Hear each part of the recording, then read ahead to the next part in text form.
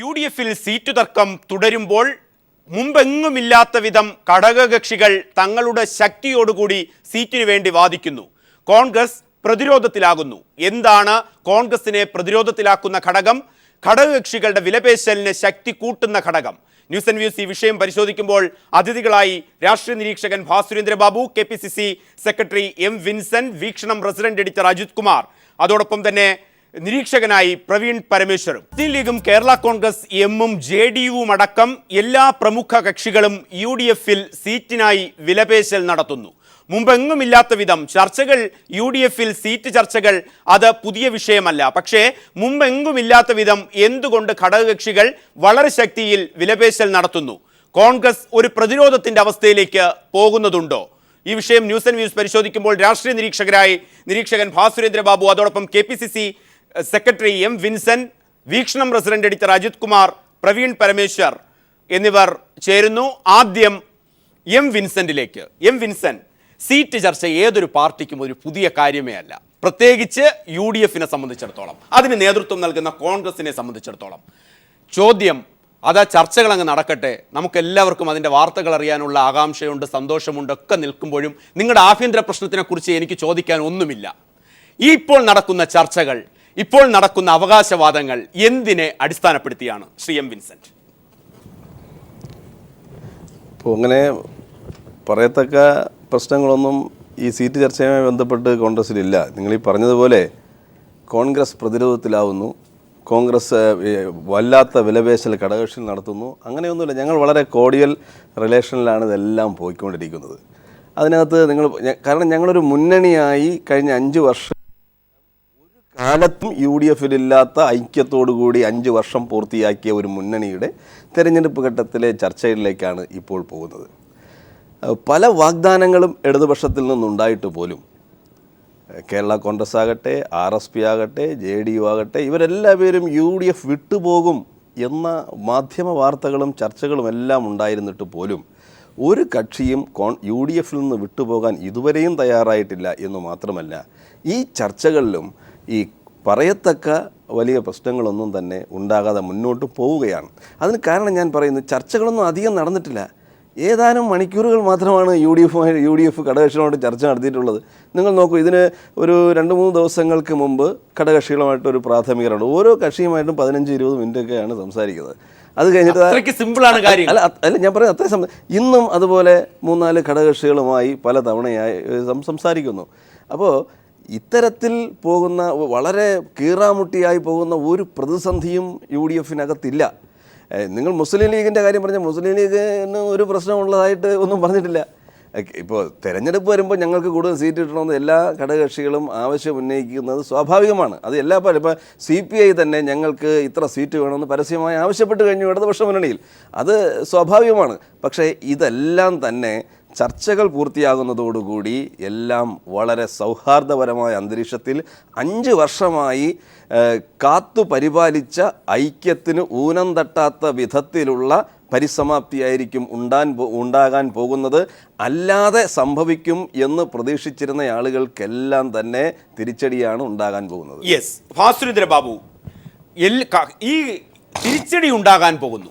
മറിച്ച് പ്രതീക്ഷിച്ചിരുന്നവർക്കെല്ലാം ആരാണ് ഈ മറിച്ച് പ്രതീക്ഷിച്ചിരുന്നവർ എന്ന് എം വിൻസെന്റ് പറയുന്നതിൽ ഒരു രാഷ്ട്രീയം കണ്ടെത്തുകയാണെങ്കിൽ അത് തീർച്ചയായിട്ടും പ്രതിപക്ഷമായിരിക്കും. പക്ഷേ മുസ്ലിം ലീഗ് എടുക്കുന്ന നിലപാടുകൾ, മുസ്ലിം ലീഗ് വഴങ്ങുന്നുണ്ട് എന്ന് എം വിൻസെന്റ് പറഞ്ഞാൽ, അല്ലെങ്കിൽ വലിയ തോതിൽ അവകാശവാദങ്ങൾ ഇല്ല, തിരുവമ്പാടിയുടെ കാര്യത്തിൽ മാത്രമേ ET മുഹമ്മദ് ബഷീർ അവസാനം പറഞ്ഞു നിർത്തിയതെങ്കിൽ മുസ്ലിം ലീഗിനെ നമുക്കങ്ങ് വിടാം. കേരള കോൺഗ്രസ് ജേക്കബ് വിഭാഗം എന്തു പറയുന്നു? കേരള കോൺഗ്രസ് മാണി വിഭാഗം എന്തു പറയുന്നു? ഇവിടെ കോൺഗ്രസ് എടുക്കുന്ന നിലപാടെന്ത്? JDU കഴിഞ്ഞ തവണ 6 സീറ്റിൽ മത്സരിച്ചപ്പോൾ ഇപ്പോൾ 3 അധികമായി ചോദിക്കുന്നു. എം വിൻസെന്റ് വേണമെങ്കിൽ പറയും വിട്ടുപോയവരുടെ സീറ്റുകൾ ഒഴിഞ്ഞു കിടക്കുന്നുണ്ടല്ലോ എന്നുള്ളത്. കേരള കോൺഗ്രസ് 15 സീറ്റ് നേരത്തെ, ഇപ്പോൾ വീണ്ടും 3 സീറ്റ് ആവശ്യപ്പെടുന്നു. ഈ JDU-ന്റെ ആവശ്യം വന്നു കഴിഞ്ഞാൽ ഓൾട്ടർനേറ്റീവ് എന്നുള്ളതിനപ്പുറത്തേക്ക് കഴിഞ്ഞത് വേണ്ട എന്ന് പറയുന്ന അവസ്ഥ. ഇവരൊക്കെ തന്നെയാണോ മറിച്ച് പ്രതീക്ഷിച്ചിരുന്നവർ, നടക്കുമെന്ന് ഇപ്പോഴും പ്രതീക്ഷിക്കുന്നവർ? അല്ല, തെരഞ്ഞെടുപ്പിന് ഇനി 2 മാസമുണ്ട് ഏകദേശം.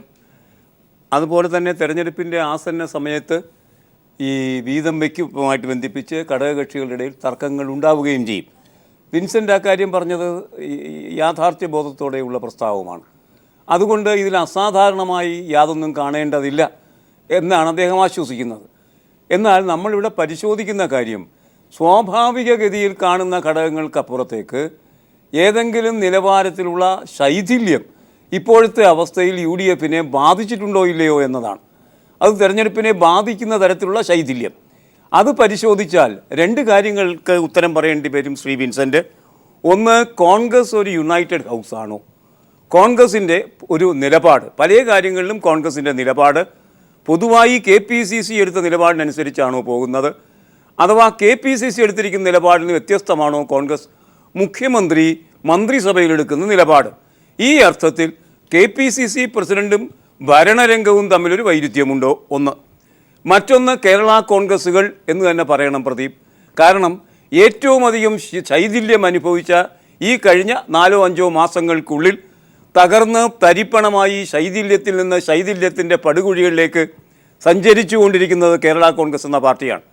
ഏകദേശം വൈരാഗ്യ നിര്യാതന ബുദ്ധിയോടെ എന്ന് വിചാരിക്കാൻ പാകത്തിൽ ഉമ്മൻചാണ്ടി ആ പാർട്ടിയെ അങ്ങ് അലങ്കോലമാക്കുകയുണ്ടായി കഴിഞ്ഞ ഒരു വർഷത്തെ രാഷ്ട്രീയ പ്രയോഗം കൊണ്ട് നമുക്കറിയാം.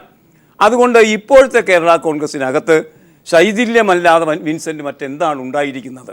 ഇപ്പോഴുണ്ടായിരിക്കുന്ന പുതിയ പിളർപ്പടക്കം യഥാർത്ഥത്തിൽ കേരള കോൺഗ്രസ്സിന് ഒന്നിച്ചു നിൽക്കാൻ കഴിയാത്ത ഒരു രാഷ്ട്രീയ സാഹചര്യം, തെരഞ്ഞെടുപ്പുമായി ബന്ധിപ്പിച്ചല്ല, ഒന്നിച്ചു നിൽക്കാൻ കഴിയാത്ത ഒരു രാഷ്ട്രീയ സാഹചര്യം ദേശീയ പൊതുവായ രാഷ്ട്രീയ പശ്ചാത്തലത്തിലുണ്ടായിരിക്കുന്നു എന്ന യാഥാർത്ഥ്യവും നാം കാണണം.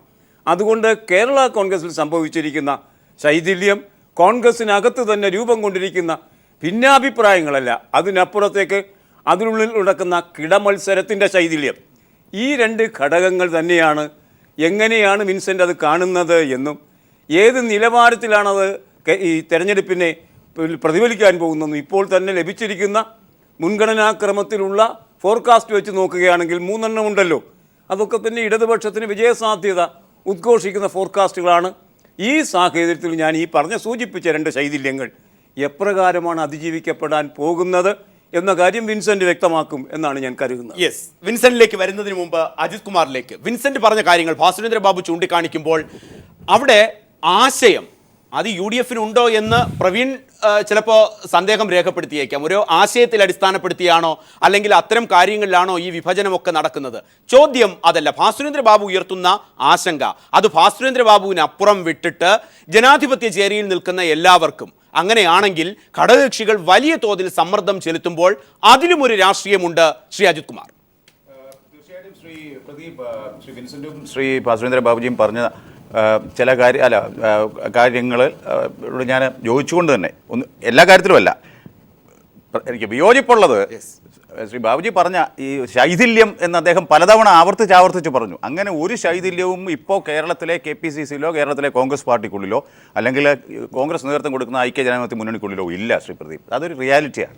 പിന്നെ ഒരു പക്ഷേ ഇടതുപക്ഷ താല്പര്യമുള്ളവർ, ഞാൻ അങ്ങേ പേരെടുത്ത് അങ്ങനെ പറയുന്നില്ല, അദ്ദേഹം വളരെ മുതിർന്ന ഒരു മാധ്യമ നിരീക്ഷകനെന്ന് ഞാൻ കാണുന്നുള്ളൂ, അല്ലെ രാഷ്ട്രീയ അവലോകന വിദഗ്ധനെന്നേ കാണുന്നുള്ളൂ. അതിനകത്ത് അദ്ദേഹത്തിൻ്റെ മനസ്സിലെ അദ്ദേഹത്തിൻ്റെ ആഗ്രഹങ്ങൾ എന്താണെന്നുള്ളതൊന്നും അദ്ദേഹത്തിൻ്റെ എല്ലാവരുടെയും ആഗ്രഹങ്ങൾ പോണിയിട്ടെന്ന് എല്ലാവരും ആഗ്രഹിക്കുന്നു, ഞാനും ആശംസിക്കുന്നു.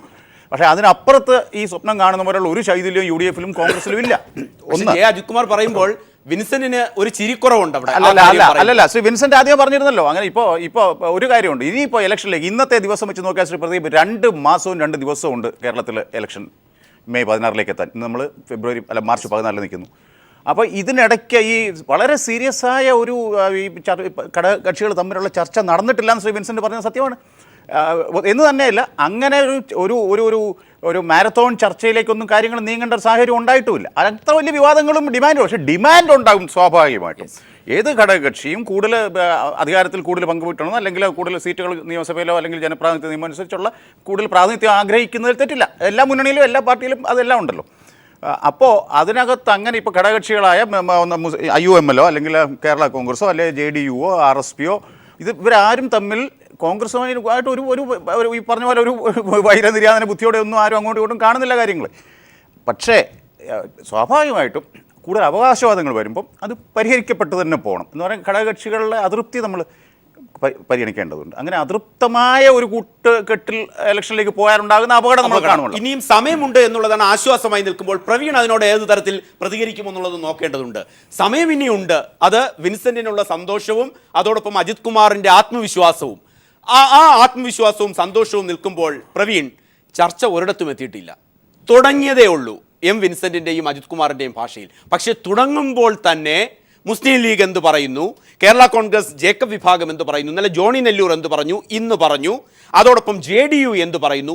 തുടക്കത്തിലെ ഇതാണെങ്കിൽ അങ്ങോട്ടുള്ള യാത്രയിൽ ഏതു തരത്തിലായിരിക്കും ഈ സംവിധാനം പോവുക എന്നൊരു ഫോർകാസ്റ്റിംഗ് എത്രമാത്രം സാധിക്കും?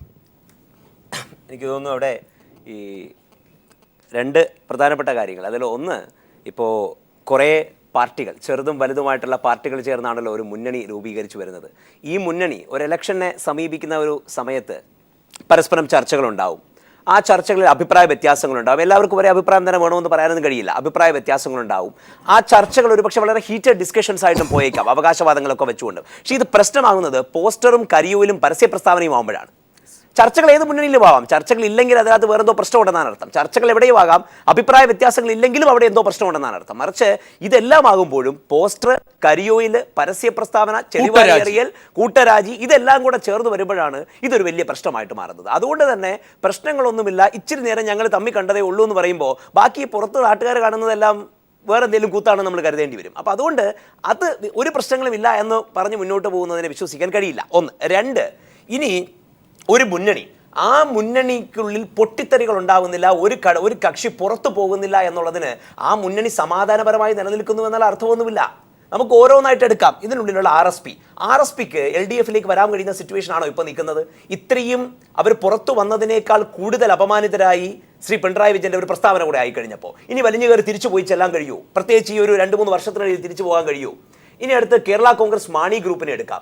ഉമ്മൻചാണ്ടിയുടെ കൂടെ ഒരുപക്ഷെ നേതൃത്വത്തിൽ നടന്നിട്ടുള്ള എന്തോ ചില പ്രശ്നങ്ങൾ കൊണ്ട് KM മാണിയെ എല്ലാവർക്കും തൊട്ടുകൂടാത്തവനാക്കി മാറ്റിവെച്ചു. അപ്പോൾ ഇദ്ദേഹത്തിന് ഇനി ഇടതുപക്ഷത്തിലേക്ക് പോകാൻ കഴിയുമോ? ഇനി അടുത്ത IOML നമുക്ക് എടുക്കാം. IOML വരുന്ന ഒരു പ്രശ്നം എന്താണ്? അവർ വളരെ സ്ട്രോങ് ആയി നിൽക്കുന്ന ഒരു പാർട്ടിയാണ്. അതല്ലെങ്കിൽ അവരുടെ ഐഡന്റിറ്റി വല്ലാത്ത രീതിയിൽ കീപ്പ് ചെയ്യുന്ന ഒരു പാർട്ടിയാണ്. ഇപ്പോഴത്തെ LDFിന് ഉണ്ടാകുന്ന ഒരു പ്രശ്നം അത് അത്ര ശരിയായ ഒരു കാര്യവുമല്ല. CPMന് എവിടെയൊക്കെ ചില അഡമൻ സ്റ്റാൻഡുകളൊക്കെ ചില സമയങ്ങളിൽ അവർ എടുക്കാറുണ്ട്. ഈ അഡമൻ സ്റ്റാൻഡിന്റെ കീഴിൽ നിൽക്കാൻ വേണ്ടിയിട്ടോ അല്ലെങ്കിൽ കൂടെ നിൽക്കാൻ വേണ്ടിയിട്ടോ ഒരു പക്ഷേ IOML കഴിയത്തുമില്ല. ഇനി അടുത്ത് JDU പകുതി ഇപ്പുറത്തോട്ട് എത്തി എന്നുള്ള സിറ്റുവേഷൻ വന്ന് നിന്നപ്പോൾ അവരുടെ ഇടയിൽ തന്നെയുള്ള പ്രശ്നങ്ങൾ കൊണ്ട് തിരിച്ചു പോകേണ്ടി വന്നു. അപ്പോൾ ചുരുക്കി പറഞ്ഞാൽ മുന്നണി വളരെ സംതൃപ്തിയോടുകൂടി ഇരിക്കുന്നത് കൊണ്ടല്ല അതിനകത്ത് നിൽക്കുന്നത്, മറിച്ച് പുറത്തേക്ക് എത്താൻ വേണ്ടിയിട്ട് ഈ ഇക്കണോമിക്സിൽ നമ്മുടെ ഈ ജോൺ നാഷ് ഇക്വിലിബ്രിയം പറയാറുണ്ട്. അതായത് മാർക്കറ്റ് ഫോഴ്സുകൾ എല്ലാം കൂടി ഒരു പ്രത്യേക ഇക്വിലിബ്രിയത്തിലെത്തും. ഈ ഇക്വിലിബ്രിയത്തിൽ നിൽക്കുന്നത് കൊണ്ട് ഇവർക്ക് വലിയ ഗുണമൊന്നുമില്ല. പക്ഷേ പുറത്തേക്ക് ആരെങ്കിലും ഒരാൾ മാത്രമായിട്ട് വിഡ്രോ ചെയ്ത് കഴിഞ്ഞാൽ അയാൾക്ക് ഒരുപക്ഷെ വലിയൊരു അടിയായിരിക്കും കിട്ടുക. അതുപോലെ ഈ പുറത്തേക്ക് ഇറങ്ങുന്ന ഒരാൾക്ക് കൃത്യമായൊരു പ്ലാറ്റ്ഫോം കിട്ടാത്തത് കൂടെ കൊണ്ടാണ് ഇതിനുള്ളിൽ ഇതെല്ലാവരും കൂടെ നിന്ന് പോകുന്നത്. ഇതല്ലെങ്കിൽ അപ്പുറത്തേക്ക് എത്തുന്ന പ്ലാറ്റ്ഫോം ഒരുപക്ഷെ കുറച്ചുകൂടെ അഡമൻസിയുടെ പ്ലാറ്റ്ഫോം ആയതുകൊണ്ടും ആയിരിക്കാം നിന്ന് പോകുന്നത്. അതുകൊണ്ട് ആർക്കിടയിലും പ്രശ്നങ്ങളില്ലാത്തതാണ് ഈ മുന്നണി ഇങ്ങനെ പോകുന്നതിനുള്ള കാരണം എന്ന് പറയുന്നതിനകത്ത് വലിയ ശരിയുണ്ടെന്ന് എനിക്ക് തോന്നുന്നില്ല. യെസ്, വിൻസെന്റ് വളരെ സുന്ദരമല്ല കാര്യങ്ങൾ. അദ്ദേഹം അക്കമിടുകയാണ് ഓരോന്നായി. മുസ്ലിം ലീഗിനെ മാറ്റി നിർത്തിയിട്ട് ബാക്കി പറഞ്ഞിട്ടുള്ള ഓരോ കക്ഷികളുടെയും കാര്യങ്ങൾ. ഏതു തരത്തിൽ ഇതിനെ വീക്ഷിക്കാൻ കഴിയും വിൻസെന്റിന്? ഒന്ന് ആദ്യമേ തന്നെ പറയാം, ഈ ചർച്ച തുടങ്ങിയിട്ടേ ഉള്ളൂ എന്ന അർത്ഥത്തിലല്ല ഞാൻ പറഞ്ഞത്. ചർച്ച കുറച്ച് സമയമേ എടുത്തിട്ടുള്ളൂ. ഓരോ ഘടകകക്ഷിയുമായിട്ട് ചർച്ചയ്ക്ക് കുറച്ച് സമയം. പക്ഷേ ചർച്ചയുടെ വലിയൊരു ഘട്ടം കഴിഞ്ഞു എന്നുള്ളതും കൂടി ഞാൻ അറിയിക്കുകയാണ്. ചർച്ചയുടെ വലിയൊരു ഘട്ടം കഴിഞ്ഞു. പക്ഷേ എനിക്കത് മനസ്സിലാവില്ല. ചർച്ചയുടെ ഒരു വലിയ ഘട്ടം കഴിയുന്നു. വലിയ ഘട്ടം എന്ന് പറഞ്ഞാൽ ഒന്ന് മുസ്ലിം ലീഗുമായിട്ടുള്ള അത് ഏകദേശം കഴിഞ്ഞു. ജനതാദളുമായിട്ടുള്ള സീറ്റ് വിഭജനത്തിൻ്റെ കാര്യങ്ങളിലും ഒന്ന് രണ്ട് ചെറിയ ചില വിഷയങ്ങൾ കൂടി പരിഹരിക്കപ്പെട്ട് കഴിഞ്ഞാൽ കുറഞ്ഞ സമയം കൊണ്ട് സീറ്റ് വിഭജന ചർച്ച പൂർത്തിയാക്കിയ റെക്കോർഡ് ഇത്തവണ UDFിനുണ്ടാകും. അത് ക്ലിയർ ചെയ്തിട്ടൊന്ന് പോകണം. താങ്കൾക്ക് തന്നെ സമയം തരും. താങ്കൾ ഈ പറയുമ്പോൾ അത് ഇപ്പോൾ ഈ പറഞ്ഞതിൻ്റെ അകത്ത് എനിക്ക് മനസ്സിലാകാൻ കഴിയാത്തത്, മുസ്ലിം ലീഗ് അങ്ങോട്ട് പൊയ്ക്കോട്ടെ, ബാക്കി ചർച്ചകൾ ഒരു ഘട്ടം കഴിയുമ്പോൾ ഈ കേരള കോൺഗ്രസ് ആവശ്യപ്പെടുന്ന കാര്യങ്ങൾ അതിൽ പരിഹരിക്കപ്പെടാൻ ഒന്നുമില്ലേ? ചോദ്യമാണ്, താങ്കൾക്ക് മറുപടി പറയാം. JDU എന്താണ് JDUവിൻ്റെ ആവശ്യം? JDUവിൻ്റെ നിങ്ങളുടെ തന്നെ ചർച്ചയിൽ എനിക്ക് കിട്ടുന്ന വിവരം അനുസരിച്ചാണെങ്കിൽ രാജ്യസഭാ സീറ്റ് തന്നതുകൊണ്ട് മാത്രം കാര്യങ്ങൾ പോയില്ല. കിട്ടുന്ന വിവരം, താങ്കൾ KPCC സെക്രട്ടറി ആണല്ലോ, ഞാൻ പറയാം. മട്ടന്നൂർ, എലത്തൂർ, നേമം, MVR വിട്ടു നൽകിയ നെന്മാറ ഞങ്ങൾക്ക് വേണ്ട എന്ന് പരസ്യമായി പറഞ്ഞു. ആരോട്? UDF കൺവീനർ എന്നൊരു സംവിധാനം നിലനിൽക്കുമ്പോൾ ആ UDF കൺവീനർക്ക് ഒന്ന് സംസാരിക്കാൻ കഴിയണ്ടേ? വിൻസെന്റ്, KPCC സെക്രട്ടറിയായ താങ്കളോട് എനിക്ക് ചോദിക്കാനുള്ളത്. ഉമ്മൻചാണ്ടിയോട്. എന്നിട്ട് ബാക്കി പറയാം. വാമനപുരം വേണം, അല്ലെങ്കിൽ കോവളം. കോവളം ഇപ്പോഴും ഉണ്ടല്ലേ JDU-ന്? കോവളം ഇപ്പോൾ JDU-ന്റെ കയ്യിലാണ് എന്ന് തോന്നുന്നു. എറണാകുളം പുറമെ കായംകുളം, പൂഞ്ഞാർ മന്ദിരം എന്നിവ അടക്കം JDU, കേരള കോൺഗ്രസ് ജേക്കബ് വിഭാഗം, ഇതിനൊക്കെ അവകാശം വരുമ്പോൾ താങ്കൾ പറയുന്നു ചർച്ചയുടെ ഒരു ഘട്ടം കഴിഞ്ഞു, എന്നാൽ തുടങ്ങിയിട്ടേ ഉള്ളൂ എങ്കിൽ എനിക്ക് മനസ്സിലാകുന്നില്ല ആ ഇക്വേഷൻ. പ്രവീണിന് മനസ്സിലാവുന്നുണ്ടോ? താങ്കൾക്ക് താമസിയാതെ മനസ്സിലായിക്കോളൂ. അത് കാരണം അതിന് അത്രയ്ക്ക് സമയം വേണ്ടി വരില്ല. ഇവിടെ ചർച്ചകൾ ഞാൻ നേരത്തെ പറഞ്ഞ പോലെ വളരെ കുറച്ച് സമയമെടുത്തു. ഇന്ന് JDU-ൻ്റെ വിഷയങ്ങളും ഏറെക്കുറെ ഇന്ന് പരിഹരിക്കപ്പെടും എന്നാണ് ഞാൻ പ്രതീക്ഷിക്കുന്നത്. മറ്റ് കേരള കോൺഗ്രസുമായും കേരള കോൺഗ്രസ് ജേക്കബുമായിട്ടുള്ള പ്രശ്നങ്ങളും വളരെ വേഗം തന്നെ പരിഹരിക്കപ്പെടും. അതിൻ്റെ ഒരു പ്രത്യേകമായ ഘട്ടം കഴിഞ്ഞിരിക്കും. നമ്മൾ പുറത്ത് കാണുകയും ഉള്ള ചെറിയ പ്രതികരണമാണ്. ആകെ വന്ന പ്രതികരണം കേരള കോൺഗ്രസ് ജേക്കബിൻ്റെ ചെയർമാനിൽ നിന്നുണ്ടായ ഒരു പ്രതികരണമാണ്. അവർ രണ്ടുപേരും ഇന്ന് പത്രസമ്മേളനം നടത്തി. അല്ല, അത് പറയാം, അതിലേക്ക് ഞാൻ വരാം. ഇവർ രണ്ടുപേരും ശ്രീ അനൂപ് ജേക്കബും ശ്രീ ജോണി നെല്ലരും കൂടെ ഒരുമിച്ച് സംയുക്തമായി പത്രസമ്മേളനം നടത്തി പറഞ്ഞത് ഞങ്ങൾക്ക് 4 സീറ്റ് വേണമെന്നുള്ള അവകാശമാണ്. ഡെയ്സി ജേക്കബ് എല്ലാവരും കൂടെ ചേർന്ന് ഇന്ന് പറഞ്ഞത് നേരത്തെ ഉള്ളതിനേക്കാൾ കുറച്ചുകൂടെ മാറ്റമാണ്. ഞാൻ പറഞ്ഞു വരുന്നത് വേറൊരു ഘട്ടത്തിലേക്ക് ഇങ്ങനെ കാര്യങ്ങൾ.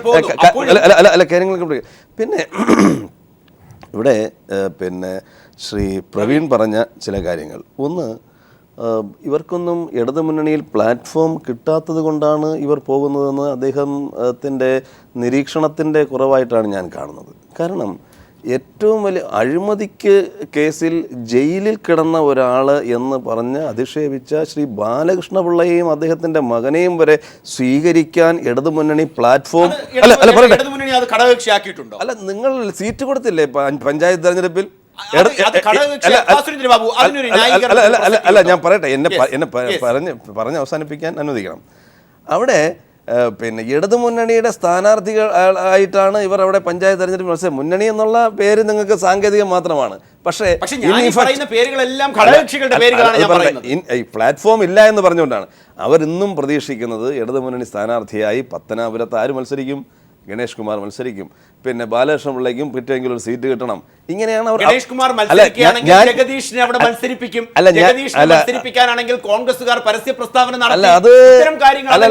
നമ്മൾ ചർച്ച ചെയ്യുന്ന പോയിന്റിൽ നമ്മൾ ചർച്ച ചെയ്യുന്ന ഒറ്റ കാര്യം പ്രദീപ്, ഞാൻ അതിന് മറുപടി ഞാൻ പറയുന്നത് ശ്രീ പ്രവീൺ പറഞ്ഞത് ഇടതുമുന്നണി ഇവർക്കാർക്കും ഒരു പ്ലാറ്റ്ഫോം ഒരുക്കുന്നില്ല എന്ന ഒരു പോയിന്റ്. അങ്ങനെയാണെങ്കിൽ എന്റെ ചോദ്യം, പത്തനാപുരത്ത് ഗണേഷ് കുമാറിനെതിരെ നിങ്ങൾ എന്തിന് ജഗദീഷിനെ മത്സരിപ്പിക്കാനായിട്ട് തയ്യാറെടുക്കണം? അദ്ദേഹത്തിനെതിരെ എന്തിന് DCCയുടെ വലിയൊരു വിഭാഗം രംഗത്ത് വരണം?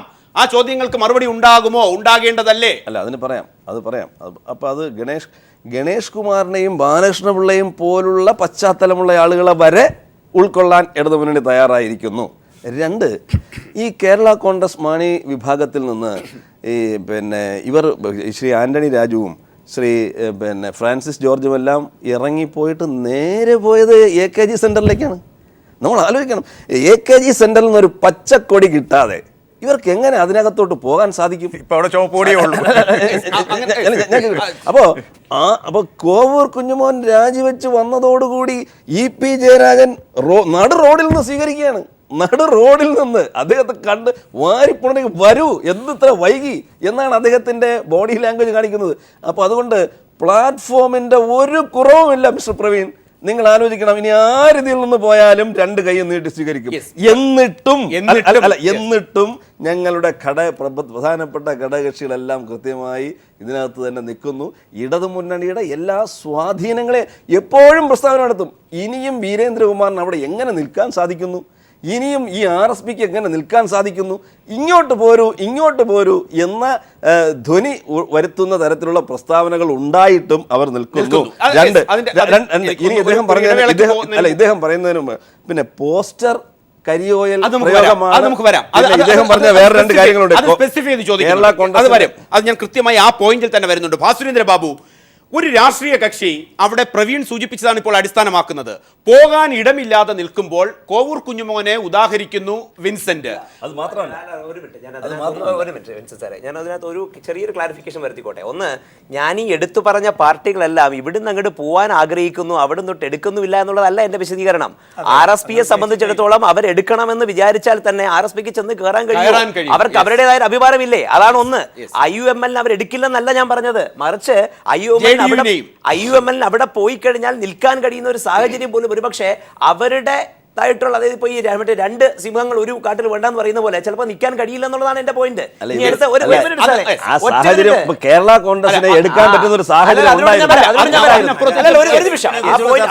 രണ്ടെണ്ണം ഞാൻ ക്ലാരിഫൈ ചെയ്തേ. ഇനി മൂന്നാമത്തേതാ JDU അല്ലേ?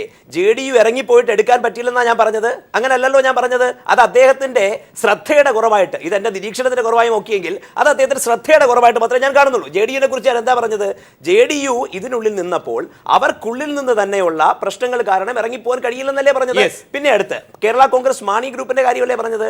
കേരള കോൺഗ്രസ് മാണി ഗ്രൂപ്പിനെ അപ്പുറത്തേക്ക് കേരള കോൺഗ്രസ് മാണിയും KM മാണിയും ഉൾപ്പെടെയുള്ള ആൾക്കാർ മൂവ് ഔട്ട് ചെയ്തു കഴിഞ്ഞാൽ ഒരുപക്ഷെ രാഷ്ട്രീയത്തിന്റെ പേരിൽ CPM ഒരുപക്ഷെ സ്വീകരിച്ചേക്കാം അതിനകത്ത്. അങ്ങനെയുള്ള CPM അല്ലെങ്കിൽ CPM എന്ന് പറയുന്നതാണ് ലോകത്തിലെ ഏറ്റവും വലിയ ഐഡിയൽ പാർട്ടി എന്നുള്ള അഭിപ്രായമൊന്നും എനിക്കില്ല.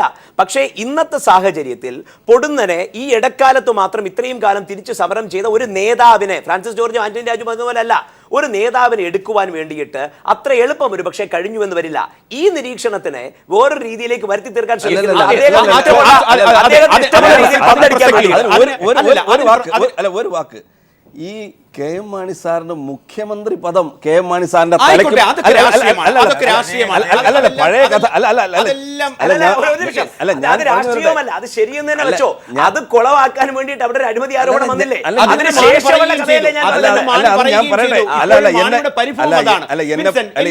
ഒന്ന് കൂട്ടിച്ചേർക്കാനും കൂടിയുണ്ട്. മാണിയുടെ പരിഭവം പറഞ്ഞു കഴിഞ്ഞു, എന്നെ ബലിയാടാക്കി എന്നത് നിൽക്കുമ്പോൾ തന്നെ JDU താങ്കൾ പറയുമ്പോൾ പ്രവീൺ അഭിപ്രായം പറയുമ്പോൾ ഞാൻ ഫാക്സ് പറയേണ്ടതുണ്ട്. 14 ജില്ലാ കമ്മിറ്റികൾ JDU വിളിച്ചു ചേർത്തു. എന്തിനാ? UDF വിടണമോ LDFിൽ പോകണമോ എന്നുള്ളതല്ല വിഷയം. UDFിൽ അഴിമതിയിൽ മുങ്ങിക്കുളിച്ച് നിൽക്കുന്ന UDF, കൃത്യമായ നേതൃശക്തിയില്ലാത്ത UDF, ആ UDFിൽ ഇനി തുടരണമോ? 14 ജില്ലാ കമ്മിറ്റികളും ഏകപക്ഷീയമായി നിലപാടെടുത്തു, UDF വിടണം. ചർച്ച ഒറ്റ രാത്രി. ആ ഒറ്റ രാത്രിയിലെ ചർച്ചയിൽ KP മോഹനനും ഉമ്മൻചാണ്ടിയും നടത്തിയ ചില ഇക്വേഷൻസ്, അതെന്താണെന്ന് എന്നെക്കാളും താങ്കൾക്കായിരിക്കും പറയാൻ സാധിക്കുക. അതുകൊണ്ട് മാത്രം UDF വിട്ടില്ല എന്നുള്ള വാർത്ത നാം കേട്ടിരുന്നു. ഭാസുരേന്ദ്ര ബാബു, ഒരു ക്വിക്ക് റെഫറൻസ്. പുതിയ കാലത്ത് ഞാൻ ഫാക്സ് ആണ് പറഞ്ഞത്. ഭാസുരേന്ദ്ര ബാബു, എനിക്ക് ഒരു കാര്യം കൂടെ താങ്കളുടെ അഭിപ്രായത്തോടൊപ്പം ചേർക്കേണ്ടതുണ്ട്. ഒരു പുതിയ കാലത്ത് അടച്ചിട്ട കമ്മ്യൂണിസ്റ്റ് പാർട്ടി ആകട്ടെ, CPIM ആകട്ടെ, CPI ആകട്ടെ, ഏത് പാർട്ടിയുമാകട്ടെ, പുതിയ കാലത്ത് ടൈറ്റ് 4 കമ്പാർട്ട്മെന്റ്സ് എന്നുള്ള രീതിയിൽ പഴയ കൊളോണിയൽ അല്ലെങ്കിൽ ഫ്യൂഡലിസ്റ്റിക് അല്ലെങ്കിൽ അത്തരം രാഷ്ട്രീയ കക്ഷികളെ നാം കണ്ടിട്ടുണ്ട്. അതനുസരിച്ച് മാറുന്നതാണോ? വരുന്ന നേതാക്കന്മാരെ ഞങ്ങൾ സ്വീകരിക്കില്ല എന്ന് പറയാൻ മാത്രം കൊട്ടിയടയ്ക്കപ്പെട്ടൊരു കെട്ടിടമാണോ AKG സെന്റർ? അല്ല, അതിനകത്ത് CPMനെ സംബന്ധിച്ചൊരു നിലപാട് അവർ പറഞ്ഞിട്ടുണ്ട്. ജനതാദളിനെ സംബന്ധിച്ചും RSPയെ സംബന്ധിച്ചും മുൻപ് സഖ്യകക്ഷികളായിരുന്നു എന്നത് മാത്രമല്ല, അവരുടെ രാഷ്ട്രീയ നിലപാട് കൊണ്ടുകൂടി ഇവരെ ചേർക്കാൻ കഴിയും എന്ന നിലപാട് തുറന്നെടുത്തിട്ടുണ്ട് CPM. ആ രണ്ട് പാർട്ടികളും വന്നിട്ടില്ല എന്ന് മാത്രമല്ല, RSPയുടെ ഒരു വിഭാഗം ചേരുകയും ചെയ്യുന്നു. സ്വാഭാവിക രീതിയിൽ സംഭവിച്ചിരിക്കുന്നു. മറ്റ് വിഭാഗങ്ങളുടെ കാര്യത്തിൽ എന്താണ്? അപ്പം അതിനകത്ത് ഇടതുപക്ഷം ഒരു നിലപാടെടുത്ത് കഴിഞ്ഞിട്ടുണ്ട്. ഈ ആളുകൾ തിരിച്ചു വരുന്നതിൽ പ്രശ്നങ്ങളില്ല. കാര്യം ഇവിടുന്ന് അങ്ങോട്ട് പോയവർ തന്നെയാണ്, രാഷ്ട്രീയമായി യോജിക്കാവുന്ന നിലപാടുകളുള്ളവരാണ്. എന്നാൽ വിൻസെൻ്റ്, മറ്റ് ആളുകളുടെ കാര്യത്തിൽ എന്തുകൊണ്ട് കേരള കോൺഗ്രസിനെ UDFിൽ നിലനിർത്തിക്കൊണ്ടു പോകാൻ എന്തുകൊണ്ട് കോൺഗ്രസിന് കഴിഞ്ഞില്ല, കോൺഗ്രസ് നേതൃത്വത്തിനോ UDFിനോ കഴിഞ്ഞില്ല? ആ ചോദ്യം ചോദിക്കുമ്പോൾ നമുക്ക് മനസ്സിലാക്കാൻ കഴിയുന്നത്, മാണി കോൺഗ്രസിനോടെടുത്ത സമീപനത്തിനകത്ത് എന്താ പറയുക, അന്തസ്സില്ലായ്മ ഉള്ള ഒരു സമീപനം ഉമ്മൻചാണ്ടി സ്വീകരിച്ചിരുന്നു. ആ അന്തസ്സില്ലാത്ത സമീപനത്തിൻ്റെ ഭാഗമായാണ് മാണി കോൺഗ്രസ് പിളർന്നു പോയത്. ആ പുലർത്തിയതിന് കാരണമോ പുലർത്തുന്നതിനുള്ള കാരണമോ ഇടതുപക്ഷമൊന്നുമല്ല. അതിനുശേഷവും നിങ്ങൾ പറഞ്ഞല്ലോ നേരെ AKG സെന്ററിലേക്കാണ്. അതൊക്കെ വസ്തുതാവിരുദ്ധമായ നിലപാടുകളാണ്. എപ്പോഴാണ് അവർ പോകുന്നത്? ഈ കാര്യത്തിനകത്ത് പിളർപ്പിനെ സംബന്ധിച്ച് വിശദീകരിക്കാൻ ആവശ്യപ്പെടുകയും ആ വിശദീകരണത്തിൽ കൃത്യമായി മാണി കോൺഗ്രസ്, KM മാണി തന്നെ ഈ ഇന്ത്യയിൽ ഇപ്പോൾ വളർന്നു വരുന്ന റിവൈവലിസ്റ്റ് വിഭാഗങ്ങളുമായി, ഫാസിസ്റ്റ് വിഭാഗങ്ങളുമായി കൈകോർക്കാൻ ശ്രമിക്കുന്നതിനെ ഞങ്ങൾ എതിർക്കുന്നു എന്ന് പറയുമ്പോഴാണ് രാഷ്ട്രീയമായ യോജിപ്പുണ്ടാകുന്നത് അപ്പോഴും ഒരു ഘടകകക്ഷിയല്ല. വിൻസെൻ്റ്, നിങ്ങൾ നിൽക്കുന്ന പാർട്ടിക്ക് രാഷ്ട്രീയമില്ല. അതുകൊണ്ട് നിങ്ങൾ സംസാരിക്കുമ്പോൾ രാഷ്ട്രീയമില്ല, നിങ്ങൾ ഇവിടെ ഇരിക്കുമ്പോൾ നിങ്ങളുടെ നിലപാടിൽ രാഷ്ട്രീയമില്ല. രാഷ്ട്രീയമില്ലാത്ത നിലപാട് കാരണമാണ് ഉടനെ ബാലകൃഷ്ണപിള്ളയുടെ കാര്യം ചോദിച്ചു. ബാലകൃഷ്ണയുടെ കാര്യത്തിൽ എന്താ സംഭവിച്ചത്? ബാലകൃഷ്ണപിള്ള UDF വിട്ട് പുറത്ത് വരുമ്പോൾ UDF എതിർക്കുന്ന വിഭാഗങ്ങളെ ഏകോപിപ്പിക്കുക എന്നതിൽ കവിഞ്ഞ് സഖ്യകക്ഷിയാകുക എന്ന നിലയ്ക്കുള്ള ആശയപരമായ യോജിപ്പൊന്നും അംഗീകരിക്കപ്പെട്ടിട്ടില്ല. മറിച്ച് UDF എതിർക്കുന്ന ശക്തികളെ ഏകോപിപ്പിക്കുക എന്നത് പ്രതിപക്ഷത്തിന്റെ രാഷ്ട്രീയമായ ഉത്തരവാദിത്വമാണ്. അതിനകത്ത് എന്താണ് കുഴപ്പം? അപ്പൊ എന്താ സംഭവം? തങ്ങൾക്ക് വേണ്ടി വാദിക്കാൻ ഒന്നും പറയാനില്ലാത്തപ്പോൾ ഞഞ്ഞാ പറയുക എന്നല്ലാതെ അതൊരു മൈതാന പ്രസംഗത്തിന് കൊള്ളാം, ഒരു പൊതു ചർച്ചയ്ക്ക് അത് യോഗ്യമല്ല. ഒരു ഇടവേളയ്ക്ക് ശേഷം തിരികെ വരുമ്പോൾ ഏതൊരു രാഷ്ട്രീയ കക്ഷിയും അവിടെ രാഷ്ട്രീയ നിലപാട് എടുക്കുമ്പോൾ ആ വിരുദ്ധ ചേരികളെ ക്രോഡീകരിക്കുക ഏതൊരു രാഷ്ട്രീയ കക്ഷികളുടെയും രാഷ്ട്രീയ നിലപാടാണോ? അങ്ങനെ ക്രോഡീകരിക്കപ്പെടുമ്പോൾ എല്ലാ കക്ഷികളും ഒത്തുവരുമ്പോൾ ഭയപ്പെടുന്ന കോൺഗ്രസ് നേതൃത്വത്തെ എന്ത് പേര് പറയണം? അതിനർത്ഥത്തിലാണോ തിരുവനന്തപുരത്ത് മന്ത്രി VS ശിവകുമാറിനെയും അതോടൊപ്പം DCC പ്രസിഡന്റിനെയും വെല്ലുവിളിച്ചുകൊണ്ടൊരു വിഭാഗം കൂട്ടരാജിയിലേക്ക് പോയത്? പല ജില്ലകളിലും നിലവിൽ സീറ്റ് മോഹിക്കുന്നവർ, നിലവിൽ സ്ഥാനം നിലനിർത്തുന്നവർ MLA-മാർക്കെതിരെ എന്തുകൊണ്ട് ഫ്ലെക്സ് ബോർഡുകളും കരിയോയിലുകളും വ്യാപകമാകുന്നു? ചർച്ചകൾ UDF-ൽ സീറ്റുമായി ബന്ധപ്പെട്ട് നടക്കുമ്പോൾ ഘടകകക്ഷികൾ വലിയ ആവേശത്തോടു കൂടി തങ്ങളുടെ നിലപാടുകൾ വ്യക്തമാക്കുമ്പോൾ മറുത്തൊരു സ്ഥലത്തേക്ക് പോകാൻ സാധിക്കാത്തത് കൊണ്ട് നിന്നയിടത്ത് നിന്നുകൊണ്ട് സീറ്റുകളിൽ അവർ കാര്യക്ഷമതയോടുകൂടി തർക്കങ്ങളിൽ മുഴുകുന്നു, അവകാശവാദം ഉന്നയിക്കുന്നു. വിൻസെന്റിലേക്ക് വരുന്നതിന് മുമ്പ് അജിത് കുമാർ, ഭാസുരേന്ദ്ര ബാബു ചൂണ്ടിക്കാണിക്കുന്നു, ഒരു രാഷ്ട്രീയ കക്ഷിയായാൽ ആദ്യം വേണ്ടത് നിലപാടാണ്. അങ്ങനെ ഒരു നിലപാടുണ്ടായിരുന്നു എങ്കിൽ വിൻസെന്റ് KPCC സെക്രട്ടറിയാണ്. അദ്ദേഹം പറയുന്നു, അതായത് നമ്മൾ ഏത് ചരിത്രവും എടുത്തേ, രാഷ്ട്രീയത്തിൻ്റെ ചരിത്രം, ആ ചരിത്രത്തിൻ്റെ വളർച്ചയിലൊക്കെ വരുമ്പോൾ ലോക ചരിത്രം തന്നെ എടുക്കാം. കോൺഗ്രസിന് താങ്കൾ അടക്കമുള്ളവർ താങ്കളുടെ പല എഡിറ്റോറിയൽ കോളംസ് ഞാൻ വായിക്കാറുണ്ട്. കോൺഗ്രസിനെ എപ്പോഴും താങ്കൾ വിശേഷിപ്പിക്കുന്നത് ജനാധിപത്യത്തിൻ്റെ ഏറ്റവും വലിയ വിശാലമായ തലങ്ങളിലാണ് താങ്കളുടേതായ പത്രത്തിൽ വരുന്ന കാര്യങ്ങളും അത് താങ്കളുടെ എന്ന് വിശ്വസിക്കാനാണ് എനിക്കിഷ്ടവും. അങ്ങനെ നിൽക്കുന്ന ഒരിടത്ത് ആ ചേരിയിൽ നിന്നുകൊണ്ട് അസ്വസ്ഥമാകുന്ന ആൾക്കാരെ കൂട്ടിയോജിപ്പിക്കുക, ഭാസുരേന്ദ്ര ബാബു പറഞ്ഞതിനെ, അത് ഏതൊരു പ്രതിപക്ഷവും ചെയ്യുന്നതാണ്. LDF-ലുള്ള അത്തരം കാര്യങ്ങളെ കൂട്ടിയോജിപ്പിക്കാൻ ഇപ്പോൾ പറഞ്ഞ ഭാസുരേന്ദ്ര ബാബു, പ്രവീണും പറഞ്ഞ കണക്കനുസരിച്ച് എത്രയാ പേരുകൾ? മുസ്ലിം ലീഗ് വിടാം നമുക്ക്, RSPയുടെ കാര്യം അതാണ് പ്രവീൺ പറഞ്ഞത്. RSP ജോണി നെല്ലൂർ എന്താണ് അനൂപ് ജേക്കബിനെ കുറിച്ച് പറഞ്ഞത്? Political immaturity. എന്നിട്ട് അദ്ദേഹം പറഞ്ഞ ഏറ്റവും വലിയ വാക്കുകളാണ് നാളെയുടെ വാക്കുകളായി ഒരു മാധ്യമ പ്രവർത്തകൻ എന്നുള്ള രീതിയിൽ എനിക്ക് കാണേണ്ടത്. ഭാസുരേന്ദ്ര ബാബു ജോണി നെല്ലൂരിന്റെ വാക്കുകളാണ്. അതേപടി എൻ്റെ പാർട്ടിയിൽ നിൽക്കുന്നവർക്ക് നിൽക്കാം, എൻ്റെ പാർട്ടിയിൽ പോകുന്നവർക്ക് പോകാം, വരുന്നവരെയും ഞാൻ വരുമ്പോൾ സ്വാഗതം ചെയ്യും, പോകുന്നവരെ ഞാൻ യാത്ര അയക്കും. ജോണി നെല്ലൂരിനെ പോലൊരു വ്യക്തി പറഞ്ഞാൽ ആർക്കുള്ള മറുപടി? വിൻസെന്റ് പറഞ്ഞല്ലോ, ഡെയ്സിയും അനൂപും ഒന്നിച്ച് വാർത്താ സമ്മേളനം നടത്തിയെന്ന്. എല്ലാ വാർത്താ സമ്മേളനങ്ങളും രാഷ്ട്രീയത്തിൽ അങ്ങനെയാണെങ്കിൽ പ്രവീണും ഭാസുരേന്ദ്ര ബാബുവും പറഞ്ഞതുപോലെ RSP, JDU, Kerala Congress J, Kerala Congress M അവർ വിഘടിച്ചു പോകുന്നു എന്നുള്ളതിലല്ല, അഭിപ്രായ വ്യത്യാസം വരുമ്പോൾ അതിനെ യൂസ് ചെയ്യാൻ ഏതൊരു പൊളിറ്റിക്കൽ പാർട്ടിയും ഏതൊരു രാഷ്ട്രീയധാരയും ശ്രമിക്കും. എന്തുകൊണ്ട് LDF-ലുള്ള അത്തരം അസ്വാരസ്യങ്ങളെ കൂട്ടിച്ചേർക്കാൻ UDF-നോ കോൺഗ്രസിനോ സാധിക്കുന്നില്ല? അപ്പോൾ LDF-ൽ അസ്വാരസ്യങ്ങൾ ഉണ്ടെന്നുള്ളത് നമുക്ക് സമ്മതിക്കാം. ശ്രീ ബാബുജി, അവസാനം നമ്മൾ ബ്രേക്കിന് പോകുന്നതിന് മുമ്പ് പറഞ്ഞതുപോലെ ഈ പ്രതിപക്ഷത്തിൻ്റെ ഒരു കടമയാണ് ഈ വിഘടിച്ച് നിൽക്കുന്ന, അല്ലെങ്കിൽ പിന്നെ എന്താ പറയുക, ഈ പുറത്തു പോകുന്നവർ അല്ലല്ല സാഹചര്യം അല്ല, അപ്പോൾ അല്ലെങ്കിൽ അസംതൃപ്ത വിഭാഗത്തെ സംഘടിപ്പിച്ച് നിർത്തുക എന്നുള്ളത് പ്രതിപക്ഷത്തിൻ്റെ ഉത്തരവാദിത്വമാണെന്ന് അദ്ദേഹം പറയുന്നതിലുപരി എനിക്ക് തോന്നുന്നത് എങ്ങനെയെങ്കിലും തിരിച്ച് കേരളത്തിൽ ഒരിക്കൽ കൂടി അധികാരം പിടിക്കുക എന്നുള്ള ഒരു minimum agenda, single point agenda CPM-നുണ്ട്. അല്ല, ഒന്നുകൂടെ ഞാൻ പറഞ്ഞോട്ടെ. അല്ലെങ്കിൽ ഈ ബംഗാളിലെ അവസ്ഥയെക്കാളും മോശമാകും കേരളത്തിലെ CPM-ന്റെ അവസ്ഥയെന്ന് നല്ല ബോധ്യമുള്ളത് കൊണ്ട് അറ്റ് എനി കോസ്റ്റ് എന്ത് വില കൊടുത്തും കേരളത്തിൽ അധികാരത്തിൽ ഈ ഒരു ടൈമിൽ കൂടെ വരണം എന്നുള്ള CPM-ന്റെ ആഗ്രഹത്തിന്റെ പുറത്താണ്. അല്ലാതെ പ്രതിപക്ഷത്തിന്റെ ഉദാത്തമായ മാതൃകയിൽ അവരിങ്ങനെ വിഘടിത ജനാധിപത്യത്തിൽ അധികാര രാഷ്ട്രീയമാണല്ലോ ഏറ്റവും മുൻപിൽ നിൽക്കുന്നത്, അത് നിഷേധിക്കുന്നില്ല. പക്ഷേ അതുകൊണ്ട് ഏതോ വലിയൊരു ജനങ്ങളോട് ചെയ്യുന്ന എന്തോ ഒരു വലിയ സേവനമാണ് വിഘടിച്ച് നിൽക്കുന്നവരെല്ലാം കൂടെ യോജിപ്പിച്ച് നിർത്തുന്ന കടമ നിർവഹിക്കുകയാണ് LDF അല്ലെങ്കിൽ CPM എന്ന് പറയുന്ന ആ വാദത്തെ അംഗീകരിക്കാൻ കഴിയില്ല. ഒരു ജനാധിപത്യ വിശ്വാസിക്ക് അംഗീകരിക്കാൻ കഴിയില്ല. മറ്റൊന്ന് ഈ പറഞ്ഞ ഈ ചെറിയ പാർട്ടികളുമായിട്ടുള്ള UDF-നകത്ത് കുറച്ചുകൂടി അഭിപ്രായ സ്വാതന്ത്ര്യമുള്ള ഒരു വലിയ പ്ലാറ്റ്ഫോം ഉള്ള ഒരു വേദിയാണല്ലോ UDF എന്ന് അംഗീകരിക്കാമല്ലോ. ആ തർക്കത്തിന്റെ ഞാൻ അത് കണക്കാക്കുന്നു അജിത് കുമാർ. അതായത് ഇന്നർ പൊളിറ്റിക്സ് UDF-ന്റെ എന്റെ ചർച്ചാ വിഷയമേ അല്ല. ഞാനത് ആദ്യമേ പറഞ്ഞു. അപ്പോ തർക്കങ്ങൾ ഉണ്ടാകും, ചർച്ച തീർച്ചയായും ചെയ്യും. ഇതൊക്കെ നിൽക്കുമ്പോഴും എന്റെ ചോദ്യം ആ സ്റ്റേജ് വിട്ട് ഇങ്ങോട്ട് വന്നു കഴിഞ്ഞു.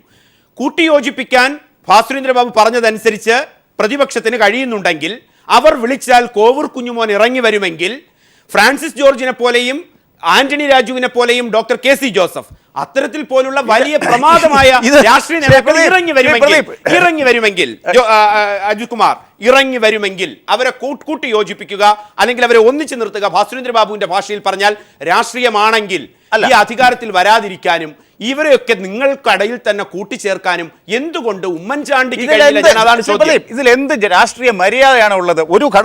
ഒരു മുന്നണിയിൽ ഘടകകക്ഷിയായിട്ട് നിൽക്കുന്ന പാർട്ടിയിലെ അസംതൃപ്തർ തോന്നുന്ന ആളുകളെ പുള്ളി കുത്തിയിട്ട് ഇറങ്ങി വാ, ഞങ്ങൾ രണ്ടു കൈ നീട്ടി സ്വീകരിക്കാമെന്ന് പറയും. എന്ത് രാഷ്ട്രീയ മര്യാദയാണ്? ഞാനൊന്ന് തിരിച്ചു ചോദിക്കാം.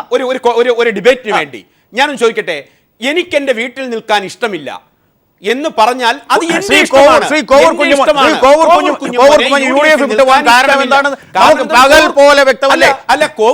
പറയുന്നു എനിക്ക് UDF-ൽ നിൽക്കണ്ട. ഒരു സ്ഥാനം മോഹിച്ചിരുന്നു UDF-നകത്ത്, അത് കിട്ടിയില്ല. അപ്പൊ അത് കിട്ടാത്തതിന്റെ ഈ പറഞ്ഞ പച്ച മലയാളത്തിൽ പറഞ്ഞ കൊതിക്കറു എന്ന് പറയുന്ന നാടൻ ഭാഷയിൽ പറയുന്ന അതിന്റെ പേരിലാണ് ഈ കുന്നത്തുകാരൻ ഇറങ്ങി വന്നത്. അല്ലാതെ അതിനകത്ത് ഒരു രാഷ്ട്രീയവും അതിനകത്തില്ല. ശ്രീ കോവൂർ കുഞ്ഞുമോൻ ഡെപ്യൂട്ടി സ്പീക്കർ സ്ഥാനം മോഹിച്ചെങ്കിൽ, അത് കിട്ടാതെ വന്നെങ്കിൽ അതിന്റെ അസംതൃപ്തിയുടെ അതിൽ നിന്നും അങ്ങനെയാണെങ്കിൽ എന്ന് ഞാൻ പറയുകയാണെങ്കിൽ കോൺഗ്രസിന്റെ ചരിത്രം എപ്പോഴും നമുക്കറിയാം. ആന്റണി ഒരു വാക്ക് കൊടുക്കും, ഉമ്മൻചാണ്ടി ഒരു വാക്ക് കൊടുക്കും. UDF-ൽ അറിയില്ല. UDF-ൽ വരുമ്പോൾ രമേശ് ചെന്നിത്തല മറ്റൊന്ന് പറയും.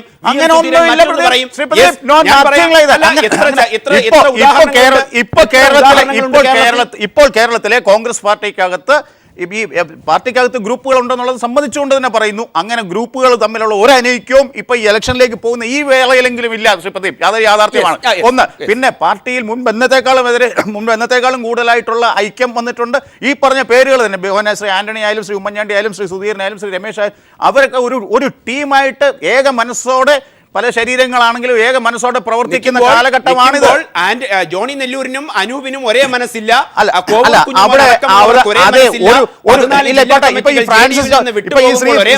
ശ്രീ ഫ്രാൻസിസ് ജോർജും അല്ലെങ്കിൽ കൂടെ നമ്മളോടൊപ്പം എത്രയോ പാനലുകളിൽ ഇരുന്ന് പിന്നെ UDF-നെയും ശ്രീ മാണിയൊക്കെ ഡിഫെൻഡ് ചെയ്തുകൊണ്ടിരുന്ന ശ്രീ ആന്റണി രാജു ഒക്കെ അവർക്കും ചില ഒന്നോ രണ്ടോ സീറ്റിന്റെ പേരിലാണ് ശ്രീ പ്രദീപ് ഇവരെല്ലാം വിഘടിച്ചു പോയത്. അല്ല, അതിനകത്ത് ആദർശത്തിന്റെ വീരേന്ദ്രകുമാർ പുറത്തു പോകുമ്പോഴും താങ്കൾ അടക്കമുള്ളവർ പല ചർച്ചകളിലും പറഞ്ഞതും ഇതാണ്. പേരിൽ പുറത്തു വന്നവരാണ് അന്ന്. ആദർശത്തിന്റെ പേരിലാണെങ്കിൽ അന്ന് എന്തിന് UDF അവർക്ക് വേദി കൊടുത്തു? പൊളിറ്റിക്കൽ സ്ട്രാറ്റജി, ജനാധിപത്യ വിശ്വാസം, ജനാധിപത്യപരമായി പ്രവർത്തിക്കുന്ന പാർട്ടികൾ ഏതെങ്കിലും മുന്നണികളിൽ നിന്നല്ലേ കേരളത്തിൽ മുന്നണി രാഷ്ട്രീയം അല്ലാണ്ട് അതാണ് ചർച്ച. ഞാൻ പറയുന്നു, RSP ഒരു സീറ്റിന്റെ പേരിൽ പുറത്തു വന്നപ്പോൾ നിങ്ങൾ പ്ലാറ്റ്ഫോം കൊടുത്തു. വെറുതെ അല്ല, ഘടകകക്ഷിയാക്കി. JDU വന്നു, നിങ്ങൾ ഘടകകക്ഷിയാക്കി. ഭാസുരേന്ദ്രബാബുവും പ്രവീണും പറയുന്നു, ഈ കക്ഷികൾ കോവൂർ കുഞ്ഞുമോൻ പുറത്തു വന്നെങ്കിൽ, അല്ലെങ്കിൽ 14 ജില്ലാ കമ്മിറ്റികൾ എഴുതിയിട്ടിട്ട് ചർച്ചകൾ അണ്ടർഗ്രൗണ്ടിൽ നടത്തിയപ്പോൾ നോക്കാമെന്ന് മാത്രം LDF പറഞ്ഞുവെങ്കിൽ, ഞാൻ LDF-ന് വേണ്ടി വക്കാലത്ത് പിടിക്കുകയല്ല, എന്തുകൊണ്ടാ രാഷ്ട്രീയ ധാർമ്മികത പോയ കാലത്ത് കോൺഗ്രസിന് സ്വീകരിക്കാൻ കഴിഞ്ഞില്ല? ഉത്തരമുണ്ടോ? ഇതിനകത്ത് തീർച്ചയായിട്ടും ധാർമ്മികത കാണിക്കാത്തത് ഇടതുപക്ഷം തന്നെയാണെന്ന് ഞാൻ പറയാം. അതിനകത്ത് രാഷ്ട്രീയം കാണരുത് ദയവ്. ഇതൊരു മാധ്യമ നിരീക്ഷകൻ എന്നുള്ള രീതി ഞാൻ പറയാം. രാഷ്ട്രീയം കാണാതെയാണ് ഞാൻ ഒരു മാധ്യമ പ്രവർത്തനമായി താങ്കളോട് തിരിച്ചും ചോദിക്കുന്നത്. മാധ്യമമില്ല.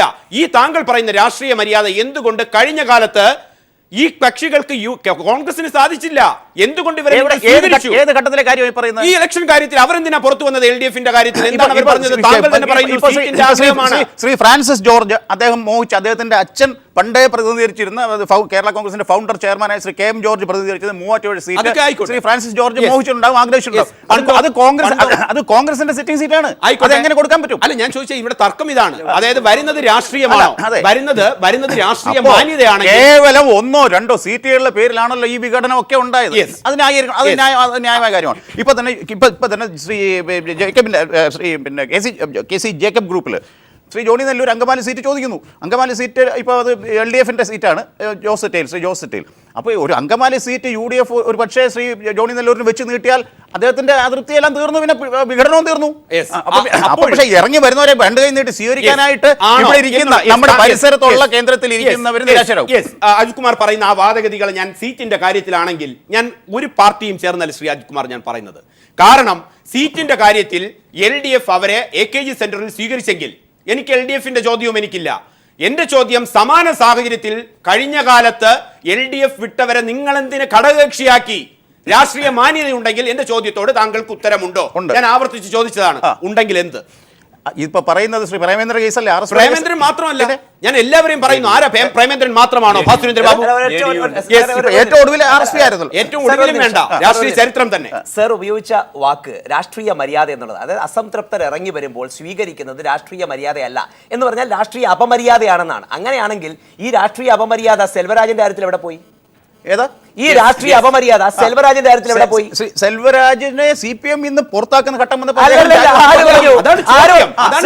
ഈ രാഷ്ട്രീയ അപമര്യാദ, മര്യാദയില്ലായ്മല്ല, അപമര്യാദ എന്ന് താങ്കൾ ഉപയോഗിച്ച വാക്കിൽ പറഞ്ഞാൽ സെൽവരാജിനെ പാർട്ടിയിൽ നിന്ന് പുറത്തു കൊണ്ടുവന്ന് പുറത്തെത്തി എന്ന് പറഞ്ഞതിന് ശേഷമാണല്ലോ അദ്ദേഹത്തിനെ പുറത്താക്കുന്ന രീതിയിൽ ഒരു നിമിഷം നിലപാടെടുത്തത്. എന്നിട്ട് അവിടെ കോൺഗ്രസ്സുകാരായ മികച്ച നേതാക്കൾ ഉണ്ടായിരുന്നിട്ട് പോലും ഈ പുറത്തേക്ക് വന്നയാളെ മത്സരിപ്പിച്ച് ജയിപ്പിച്ച് MLA ആക്കി ഇരുത്തിയ കോൺഗ്രസ് രാഷ്ട്രീയപരമായ രീതിയിൽ കേരളത്തിൽ ഏറ്റവും വലിയ മര്യാദയുടെ പുസ്തകമാണോ തുറന്നു കാണിച്ചത്? അല്ലല്ല, അങ്ങനെ അല്ല. അതല്ല ഞാൻ പറഞ്ഞ പോയിന്റ്. ശ്രീ സെൽവരാജിന്റെ ഇഷ്യൂ പറഞ്ഞ അതിനു മുമ്പത്തെ ഇലക്ഷൻ അദ്ദേഹം പാറശാല ജയിച്ച സമയം മുതൽ തുടങ്ങി വെക്കുകയാണെങ്കിൽ പാറശാലയിൽ അസംതൃപ്തി ഉണ്ടായിക്കോട്ടെ, സെൽവരാജിനെ CPM പുറത്താക്കിക്കോട്ടെ. എന്താ അജിത് കുമാർ ഈ വിൻസെന്റിന് അവിടെ മത്സരിക്കാൻ യോഗ്യതയില്ലായിരുന്നു? അല്ലല്ല, കേരളത്തിലെ കോൺഗ്രസിൽ എന്തുമാത്രം യോഗ്യത, മുഴുവൻ നേതാക്കന്മാർക്ക് യോഗ്യത. അങ്ങനെ ഉണ്ടായപ്പോഴും രാഷ്ട്രീയ മര്യാദയും മാന്യതയുമാണ് പറയുന്നതെങ്കിൽ എന്തിന് സെൽവരാജിനെ അടർത്തിരുത്തി കൊണ്ടുവന്ന് നിങ്ങൾ അതിന്റെ അകത്ത് കൊണ്ടുവന്ന് ഒരു പോയിന്റ് കൂടെ ഞാൻ അപ്പുറത്തോട്ട് അദ്ദേഹം കോൺഗ്രസ് പാർട്ടിയിലേക്ക് അടർത്തിയെടുത്തു എന്നുള്ളത്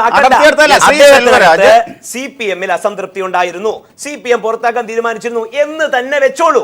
അങ്ങനെയാണെങ്കിൽ ഈ പറയുന്ന RSPക്കുള്ളിൽ അസംതൃപ്തി ഉണ്ടായിരുന്നത് കൊണ്ടല്ലേ കുഞ്ഞുമൻ പുറത്തു വന്നത്? സെൽവരാജ് കോൺഗ്രസിൽ അംഗത്വം തേടി വന്നതുകൊണ്ട് കാണാതെ കോൺഗ്രസ് അംഗത്വം കൊടുത്തത്. PC ജോർജ് തന്നെ അത് വ്യക്തമാക്കി കഴിഞ്ഞിരിക്കുന്ന സ്ഥിതിക്ക് നമ്മൾ എന്തിനാ തർക്കിക്കുന്ന? തീരുമാനമെടുത്ത് ഗൂഢാലോചന നടത്തി ഒരാളെ പുറത്താക്കി കൊണ്ടുവന്ന് കോൺഗ്രസിൽ അംഗത്വം വേണമെന്ന് പറഞ്ഞു വന്നു. കോൺഗ്രസിൽ മെമ്പർ അംഗത്വം അത് തിരിച്ചായാൽ എങ്ങനെ രാഷ്ട്രീയ അമാന്യതയാവുമെന്നുള്ളതാണ് ചോദ്യം. ഇപ്പൊ എത്രയോ കണക്കുകൾ RSPയിൽ നിന്ന് JDU-വിൽ നിന്ന് കണക്കുകൾ ഇങ്ങനെ നീട്ടി നിരത്തുമ്പോൾ അത് രാഷ്ട്രീയ മര്യാദയും നമ്മുടെ തെരഞ്ഞെടുപ്പിന്റെ കേളിയൊട്ട് ഉയർന്ന് നമ്മളൊരു പടിവാതിൽ എത്തി നിൽക്കുന്ന സമയത്ത് ഒരു വീട്ടിൽ കലഹമുണ്ടെങ്കിൽ അവിടുന്ന് വിളിച്ചിറക്കിക്കൊണ്ടെന്ന് ഞാൻ എന്റെ വീട്ടിൽ കിടക്കൻ പായും തലേനും തരാമെന്ന് പറയുന്നതിന്റെ വിരലിലെണ്ണാവുന്ന ഭൂരിപക്ഷം നിലനിൽക്കെ ആ ഭൂരിപക്ഷം നിലനിർത്താൻ വേണ്ടി നിയമസഭയ്ക്കകത്ത് വോട്ട് നേടി ഭൂരിപക്ഷം നിലനിർത്താൻ ഒരു MLA-യെ കൊണ്ടുവരുന്നതും ചാക്കിട്ട് പിടിക്കുന്നതും തമ്മിലുള്ള പ്രേക്ഷകർ ചർച്ച ചെയ്യുമെന്ന് 2 സീറ്റേ ഉള്ള UDF നല്ല ഭൂരിപക്ഷത്തോടെ 5 കൊല്ലം 2 സീറ്റിന്റെ ഭൂരിപക്ഷം ഇതാണെങ്കിൽ പോലും 5 കൊല്ലം പാർട്ടി അജിത് കുമാറിനും ബഹുമാനത്തോടെ തന്നെ വിൻസെന്റിനും ഒക്കെ വാദിക്കാം.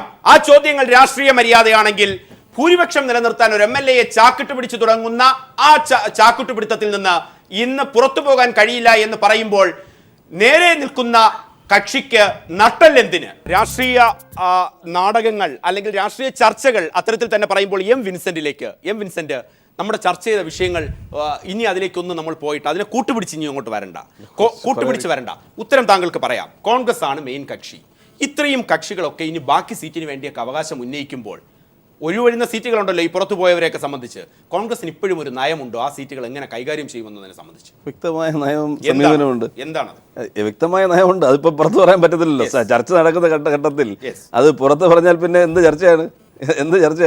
പിന്നെ വേറൊന്ന്, ശ്രീ പ്രവീൺ പറഞ്ഞ കാര്യങ്ങൾക്കാണ് ബഹുമാനപ്പെട്ട ശ്രീ ഭാസുരേന്ദ്ര ബാബു മറുപടി പറഞ്ഞത്. വിഘടിച്ചു വരുന്നവരെ സ്വീകരിച്ച് അത് ഏകപക്ഷീയമായി നിലനിൽക്കുകയാണത്. അത് ഏകപക്ഷീയമായി നിൽക്കുകയാണ്. അവിടെ പറയട്ടെ. അത് എന്ന് പറഞ്ഞാൽ പുറത്തു വരുന്നവരെ വിഘടിച്ച് വരുന്നവരെ കൂട്ടി നിർത്തുക എന്ന് പറഞ്ഞാൽ അതാണ് രാഷ്ട്രീയം. ഒരു മറ്റൊരു മുന്നണിയുടെ യഥാർത്ഥ രാഷ്ട്രീയം അതാണെന്ന് പറഞ്ഞു. അപ്പോൾ ആ രാഷ്ട്രീയം നിലനിൽക്കുമ്പോൾ ആര് വന്നാലും സ്വീകരിക്കാൻ ഇവിടെ പ്ലാറ്റ്ഫോം ഉണ്ടായിരുന്നു, ഒന്നും അവരെ തടസ്സപ്പെടുത്തുന്നില്ല എന്നുള്ളതാണ് ശ്രീ ബാസുദേവ ബാബു പറഞ്ഞ ഒരു കാര്യം.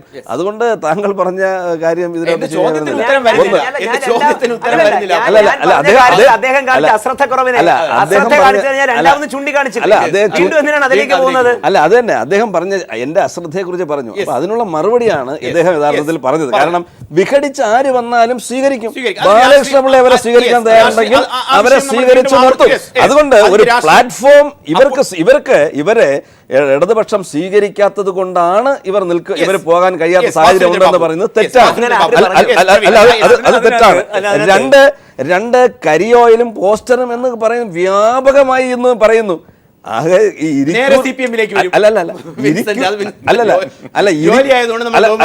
ഇരിക്കൂർ മണ്ഡലത്തിന് പുറത്തുള്ള ഒരു മണ്ഡലത്തിലാണ്, അതായത് ഇ പി ജയരാജന്റെ മണ്ഡലത്തിലാണ് ഈ പോസ്റ്റർ കണ്ടത്.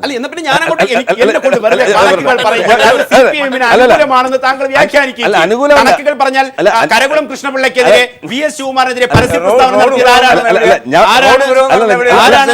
ജയലക്ഷ്മി. ഏറ്റവും യു ഡി എഫിലെ ഏറ്റവും പാവം മന്ത്രിയാണ് പി കെ ജയലക്ഷ്മി ആണല്ലോ സുരേന്ദ്ര ബാബു. അവർക്കെതിരെ എന്താണ് അവിടെ വയനാട്ടിൽ നടക്കുന്നത്? അത് താങ്കൾ അറിഞ്ഞോ? ഡൊമിനിക് പ്രസന്റേഷന് എന്താണ് നടക്കുന്നത്? ഒരു സ്ഥാപനം ഒന്ന് പറയാൻ അനുവദിക്കൂ. ഇവിടെ കെ സി ജോസഫിന്റെ മണ്ഡലത്തിന് പുറത്താണ് ഇതിനു മുമ്പൊക്കെ ഉണ്ടായ ഈ തിരുവഞ്ചൂർ രാധാകൃഷ്ണൻ ആദ്യമായി അടൂർ മത്സരിക്കാൻ മുമ്പ് പാർട്ടി ഓഫീസിൽ കയറാൻ പറ്റില്ലായിരുന്നു പ്രതിഷേധം. പക്ഷെ ആ തെരഞ്ഞെടുപ്പിൽ വൻപിച്ച ഭൂരിപക്ഷത്തോടു കൂടിയാണ് തിരുവഞ്ചൂർ രാധാകൃഷ്ണൻ അടൂരിൽ നിന്ന് മത്സരിച്ചത്. എത്ര ഉദാഹരണങ്ങൾ വേണമെങ്കിലും നമുക്ക് പറയാൻ സാധിക്കും. പിന്നെ പോസ്റ്റേഴ്സ് ഏറ്റവും കൂടുതൽ പോസ്റ്റേഴ്സ് വന്നിട്ടുള്ളത് വി എസിന് അനുകൂലമായും ആലപ്പുഴയിലും ദിവസം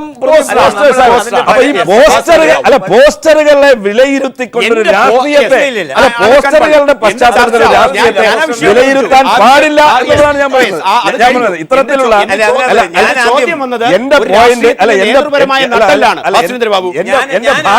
എന്റെ ഭാഗം ഒരു പോസ്റ്റർ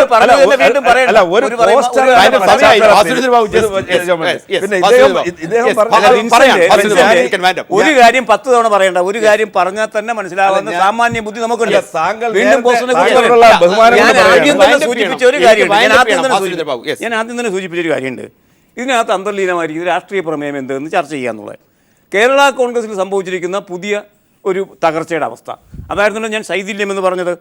അത് പരിഹരിക്കാൻ കഴിയാത്ത വണ്ണം കാര്യങ്ങൾ കുളമായി പോയത് ഉമ്മൻചാണ്ടിയുടെ കെ എം മാണിയുള്ള സമീപനത്തിൽ നിന്ന് ആരംഭിക്കുന്ന പാത്രക്കടയിൽ ആന കയറിയ മാതിരി ഒരു മെരുക്കായിരുന്നല്ലോ. അതിനകത്തുനിന്നാണ് ഈ ഇഷ്യൂസ് മുഴുവൻ വളർന്നു വന്നത്. ഒടുവിൽ എന്തു പറ്റി? ഫാസിസ്റ്റ് ശക്തികളെ എതിർക്കുന്നൊരു വിഭാഗം അതിനകത്ത് തന്നെ വളർന്നു വന്നു. ആന്റണി രാജു അടക്കം അവരങ്ങനെ തന്നെ വിശദീകരിച്ചിട്ടുണ്ട്. അവർ പറഞ്ഞ രാഷ്ട്രീയത്തിൻ്റെ മേൽ നിങ്ങൾ രാഷ്ട്രീയം പറയണ്ട, അല്ലെങ്കിൽ അവരത് മാറ്റി പറയും. അവരത് മാറ്റി പറയുന്നത് അവരുടെ രാഷ്ട്രീയം. ഇനി രണ്ടാമത് ഒരു ചെറിയ കാര്യം കൂടെ പറയാനുള്ളൂ. അത് സൂചിപ്പിക്കുന്നേ ഇല്ല വിൻസെൻ്റ്. അത് പിന്നെ അജിത്തും കഷ്ടകരമെന്നോട്ട് അത് പറഞ്ഞില്ല. ഇവിടെ എന്താണ് സംഭവം? കോൺഗ്രസിനകത്തേക്ക് വരുമ്പം നാളെയെങ്കിലും ഈ പറഞ്ഞതുമാതിരി ഏറ്റവും പുതിയ ഉത്തരവ് പിൻവലിക്കുന്ന അവസ്ഥ ഉമ്മൻചാണ്ടിക്ക് ഉണ്ടാകുമോ? ഉമ്മൻചാണ്ടി ഉത്തരവുകൾ ഇറക്കുക, പിൻവലിക്കണമെന്ന് ആവശ്യമാണ് പിന്നെ വി എം സുധീരൻ നിൽക്കുക. ഈ നിലയ്ക്ക് ഇറക്കുക പിൻവലിക്കുക. ഞാൻ പറയട്ടെ, ഫെബ്രുവരി 25 പിന്നെ ക്യാബിനറ്റ് യോഗത്തിൽ 70 ഉത്തരവുകളാണ് ഇറങ്ങിയത്. ആ 70 ഉത്തരവ് ഒന്നൊന്നായി പിൻവലിച്ച് തീരാനുള്ള സമയം ഇവർക്ക് ലഭിക്കുമോ എന്നറിയില്ല. അതിനകത്ത് അന്തർലീനമായിരിക്കുന്ന പ്രധാനപ്പെട്ട ഒരു ഘടകം കേരളത്തിലെ ലാൻഡ് തന്നെ ശരിക്കും ഭൂമാഫിയയ്ക്ക് തീരെഴുതാൻ പറ്റുന്ന നിയമനിർമ്മാണങ്ങളാണ് നടത്തിയിരിക്കുന്നത്. ആ രാഷ്ട്രീയവും ചർച്ച ചെയ്യേണ്ടതാണ്. ഏതായാലും ആ രാഷ്ട്രീയം ചർച്ച ചെയ്യാത്തത് എനിക്ക് ഇവിടെ കേരളത്തിലെ കോൺഗ്രസ് പാർട്ടിയുടെ നേതാക്കൾ തമ്മിൽ യാതൊരു പ്രശ്നമില്ലെന്ന് പറഞ്ഞല്ലോ. ഈ 3 നേതാക്കളോടാണ് ഡൽഹിയിൽ നിന്ന് രാഹുൽ ഗാന്ധി വന്നിട്ട് ചുപ്ചാപ്പ് ബൈട്ടോ എന്ന് പറഞ്ഞിട്ട് പോയത്. എത്ര മാസത്തേക്ക്? അത് കണ്ടീഷനല്ല, 3 മാസത്തേക്ക്. അതിനുശേഷം ഞാനിത് കേൾക്കാൻ വരാന്ന ഒരു പ്രശ്നമില്ലാത്തവരോടാണ്. അത് ശ്രീ പ്രവീൺ പറഞ്ഞ കറക്റ്റ് ആയി പറഞ്ഞ പോലെ, അതായത് അഭിപ്രായ സ്വാതന്ത്ര്യം ഉള്ള ഒരു പാർട്ടി എന്നുള്ള രീതിയിൽ കോൺഗ്രസിനെ അത് നമ്മൾ അംഗീകരിക്കാം. പിന്നെ ശ്രീ ബാബുജി പറഞ്ഞതിന്റെ 2 പോയിന്റ് എനിക്ക് പറഞ്ഞേ പറ്റൂ. ഇപ്പൊ ഈ വിവാദ ഉത്തരവുകളുടെ കാര്യം അതിനകത്ത് ഏറ്റവും പ്രധാനപ്പെട്ടത് ഈ കുമരകത്തെ നമ്മുടെ ആ ഒരു മെത്രാങ്കായലിന്റെ ഇഷ്യൂ ഉണ്ട്. പിന്നെ ഇന്നിപ്പോ വൈക്കത്ത് ആ ചെമ്പ് എന്ന് പറഞ്ഞ സ്ഥലത്തുള്ള ഈ രണ്ട് ഈ സ്ഥലങ്ങളും ഉത്തരവ് ആദ്യം ഇറക്കിയത് LDF ഗവൺമെന്റ് ആയിരുന്നു. ഓക്കെ, നമ്മൾ ചർച്ച ചെയ്താണ്. അതിനപ്പുറം എനിക്ക് ഒന്ന് ആഡ് ചെയ്യാനുള്ളത്, ഇന്നലെ പുറത്തു വന്ന മറ്റൊരു വാർത്തയുണ്ട്. RTA ആക്ട് അല്ല, അങ്ങനെയാണെങ്കിൽ നിയമത്തിന്റെ പരിധിയിൽ നിന്ന് top secret വിഭാഗത്തെ ഒഴിവാക്കിയത് ഒരു മിനിറ്റ് അന്ന് ഇടതുമുന്നണി ഇറക്കിയത് ലാൻഡ് മാഫിയെ സഹായിക്കാനാണോ, ഭൂമാഫിയെ സഹായിക്കാനാണോ? അതിന്റെ ഉത്തരവിന്റെ പ്രസക്തിയൊക്കെ LDF-കാർ മറുപടി പറഞ്ഞതുമാണ്. ഇത്രയും ഉത്തരവുകളുടെ കാര്യം വരുമ്പോൾ വിവരാവകാശ നിയമത്തെ തന്നെ അട്ടിമറിക്കുന്ന തരത്തിലേക്ക് പുതിയ ഉത്തരവ് ഈ വർഷം തുടങ്ങുമ്പോൾ എടുക്കുമ്പോൾ, അത്തരം കാര്യങ്ങളൊക്കെ നിലനിൽക്കുമ്പോൾ ഈ രാഷ്ട്രീയം, UDF രാഷ്ട്രീയം, അത് LDF രാഷ്ട്രീയവും അതിന് ബദലായി മറ്റു രാഷ്ട്രീയവും നിലനിൽക്കുമ്പോൾ തന്നെ ഇത്തരം ചർച്ചകളുടെ പ്രസക്തി വരും ദിവസങ്ങളിൽ ഉണ്ടാകും. പങ്കെടുത്ത എല്ലാ അതിഥികൾക്കും നന്ദി.